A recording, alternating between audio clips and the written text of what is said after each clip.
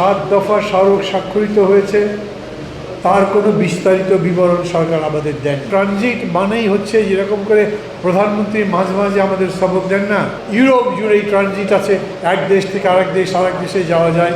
যাত্রীবাহী ট্রেন নাকি মালবাহী, সেই মালের মধ্যে কি কি মাল থাকতে পারে? ভারত আর চীনের মধ্যে একটা বিরাট রকম প্রতিযোগিতা আছে। 7 দফা স্মারক স্বাক্ষরিত হয়েছে, তার কোনো বিস্তারিত বিবরণ সরকার আমাদের দেননি। আমরা কিন্তু জানি না রেল করিডোর যেটা দেবে সেটা বাস্তবে কি। এটা ট্রানজিট নয়, সে কথা খুবই পরিষ্কার। কারণ ট্রানজিট মানেই হচ্ছে যেরকম করে প্রধানমন্ত্রী মাঝে মাঝে আমাদের সবক দেন না, যে ইউরোপে তো পুরা ইউরোপ জুড়েই ট্রানজিট আছে, এক দেশ থেকে আরেক দেশে যাওয়া যায়। ওটা আছে ইউরোপিয়ান ইউনিয়নে যতগুলো দেশ আছে তাদের অভ্যন্তরে এইরকম রেল কমিউনিকেশন আছে, তাদের কমন কারেন্সি আছে, একটা মুদ্রা চলে, তাদের কোনো ভিসা লাগে না, পাসপোর্ট দেখালেই চলে। ভারত থেকে ট্রেন ঢুকবে বাংলাদেশে, বাংলাদেশ হয়ে সে আবার আর এক পৃষ্ঠায় গিয়ে ভারতের মধ্যেই ঢুকবে।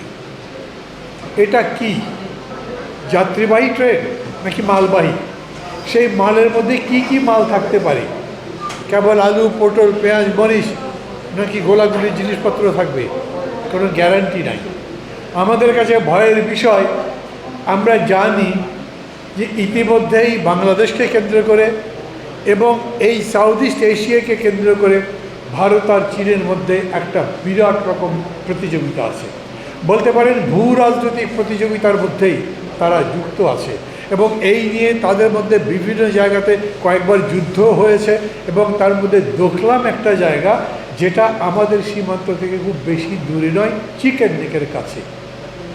আমাদের উদ্বেগ বাড়ে যখন ভারতীয় কর্মকর্তা বলেন ওই চিকেন নেক আমাদের জন্য খুবই ঝুঁকিপূর্ণ, তাই বিকল্প একটা রাস্তা তৈরি করার চেষ্টা করছি।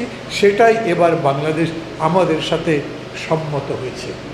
তার মানে কি, যেটা ওদের গলার কাঁটা, চীনের সাথে যেটা সমস্যা, সেই সমস্যার সমাধানে আমি গলা বাড়িয়ে দেবো কেন? ওখানে মুরগির গলা আছে, মুরগির গলা কি কাটে না সেটা টুকরা টুকরা হয়ে যায়, আমার দেখার তো দায়িত্ব না। আমি আমার নিজের গলা বাড়িয়ে দিতে যাব কেন? আমার জন্য কি এটাতে আরও বেশি ঝুঁকি তৈরি হয় নাকি হয় না? এমন যদি হতো যে পুরা ওই পারটা একেবারে একটা শান্ত সমাহিত রাজ্যগুলো দেশের মতো, কিন্তু 7টা রাজ্য যেগুলো আছে প্রায় প্রত্যেকটা জায়গাতে বিদ্রোহ চলে, সশস্ত্র বিদ্রোহ চলে। ওরা যে কোনোভাবে হোক না কেন এই পার থেকে, মানে পশ্চিমের জায়গা থেকে ভারত যাতে পূবের দিকে অস্ত্র শস্ত্র সেনাবাহিনী দিয়ে না পারে, যদি বাধা দেওয়া যায় সেই রকম চেষ্টা করতে থাকে। এখন বাংলাদেশ বলছে ঠিক আছে, আমাদের মধ্যে দিয়ে তোমরা পার হও। তার মানে আবারও ওই বিদ্রোহীদের, যাদের অনেকে স্বাধীনতাকামী বলেন, তাদেরকে আমরা বিরোধিতা করে একটা স্বাক্ষর করে এসেছি।